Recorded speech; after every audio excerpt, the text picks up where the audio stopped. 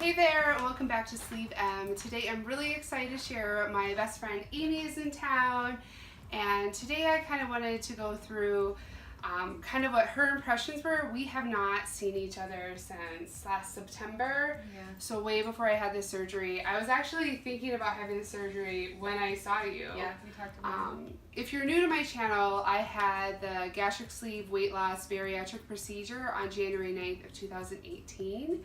And so it's really exciting to be here with you. Yay. Welcome to Colorado. Yay, thanks for having me.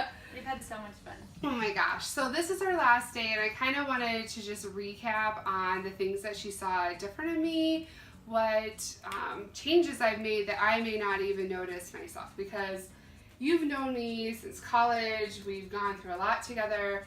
Mm-hmm. I was overweight. Well, I'm still overweight, but but the entire time that I've known you, you know what I mean? So, well, you've fluctuated. You've kind of lost weight here and there, and then not enough.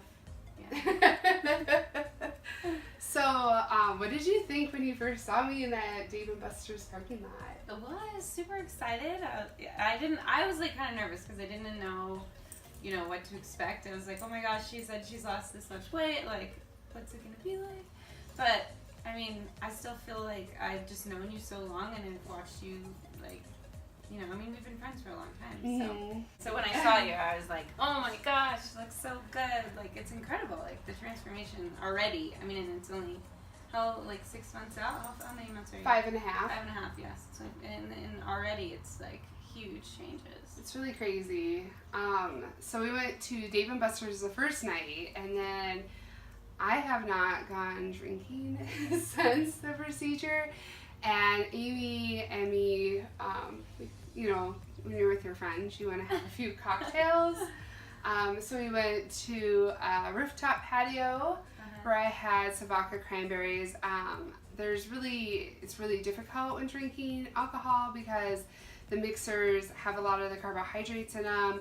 I also have a hard time I don't really feel like I'm at the level where I can just sip on alcohol and enjoy it. I feel like I need something else in there. Oh, like a munchie or something? Well, yeah, like the cranberry juice. Oh. I didn't want to do anything carbonated because I thought it would just bubble up. But they ordered some calamari, and I was just telling her how crazy it is that, I didn't even, before I would have been like, give me some, Yeah, I think that's probably been, the most significant change I've seen in you. It's just, your relationship to the food. You see it and you can say, I don't feel like having that, so I'm not going to, which is cool, and even I have a hard time doing that. If somebody orders something to the table that I think smells good or looks good, I'm like, you're gonna share that? Yeah. Come on over here, right? So I feel like you've just made huge leaps and bounds when it comes to just your relationship with food. I think that's been the biggest thing that I've seen that's changed. I just feel like in my body, just completely, I have just a different outlook on food. I just don't. It's weird because before surgery, those thoughts were in my head constantly, and I feel like after surgery, those thoughts have just decreased significantly. And I'm not sure if it's because of the gremlin alone that they cut out, or if there's other things in factor, but well, I wonder if it has a lot to do with just retraining your taste buds. I mean, since I've been following you on your YouTube channel, I've watched you kind of go from not being able to eat anything really, to just having protein shakes, to kind of slowly reintroducing food into your diet, which I think makes a big difference because now you're so used to that type of pure, just raw food. Yeah. Well, I always kind of thought when I did that low carb diet, it was not for your wedding, it was for a different friend's wedding. I lost 60 pounds before. I felt like the first 6 weeks of reducing my carbs were totally really difficult, and then after 6 weeks it was really easy to do.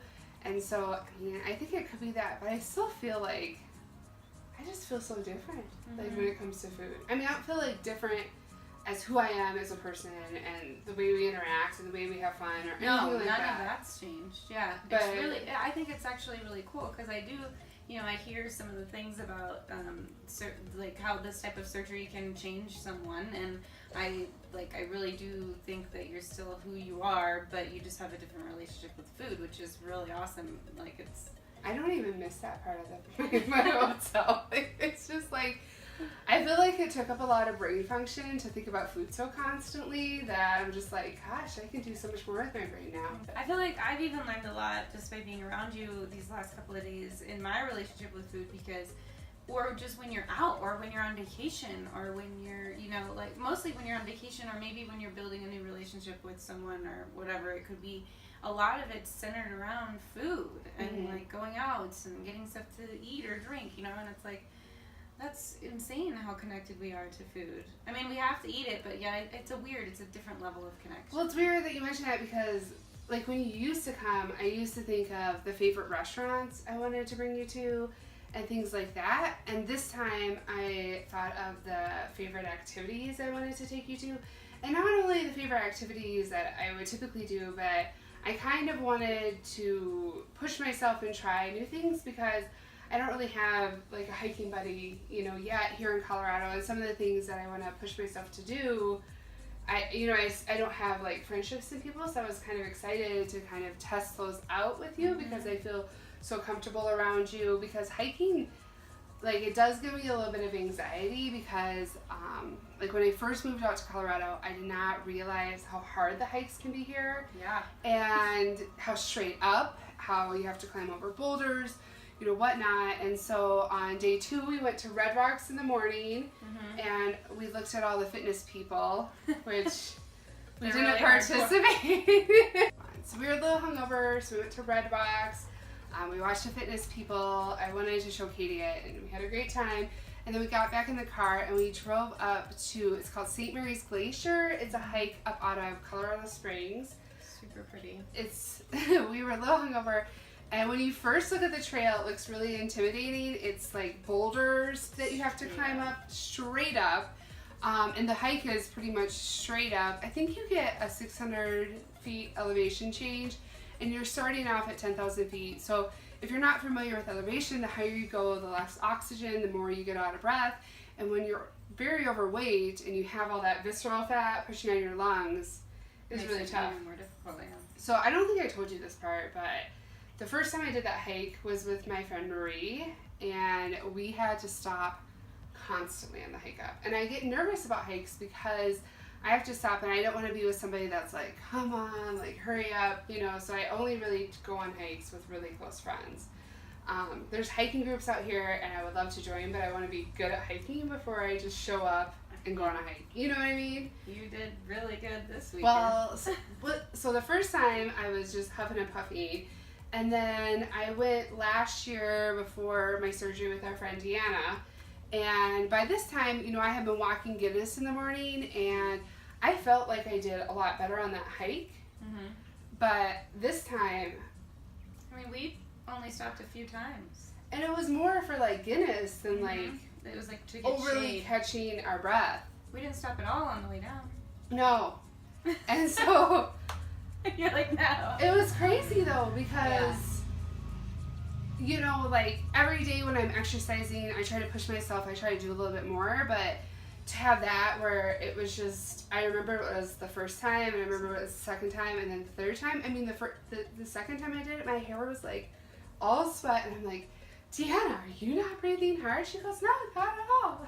Yeah, like, so you had something I'm to compare dying. You had something to compare it to. But this time I didn't feel that way. I wasn't even that horribly out of breath. We got up. I wasn't overly sweaty, and we got up to the top of St. Mary's Glacier, and it was absolutely gorgeous. We'll definitely put some videos in of that hike.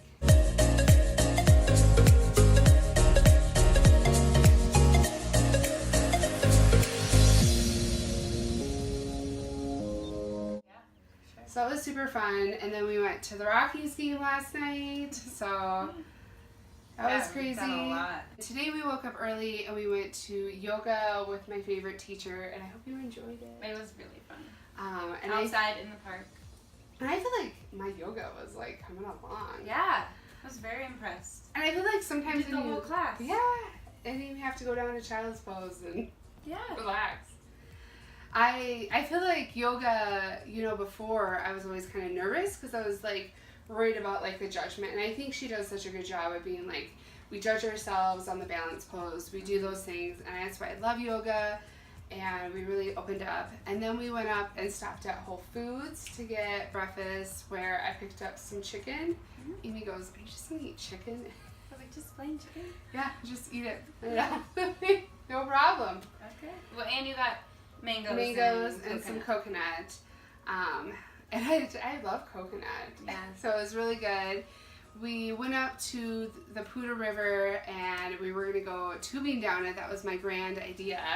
But it was really, the rapids were really strong. The current was really strong. So we just found this little area where we laid out in our tubes.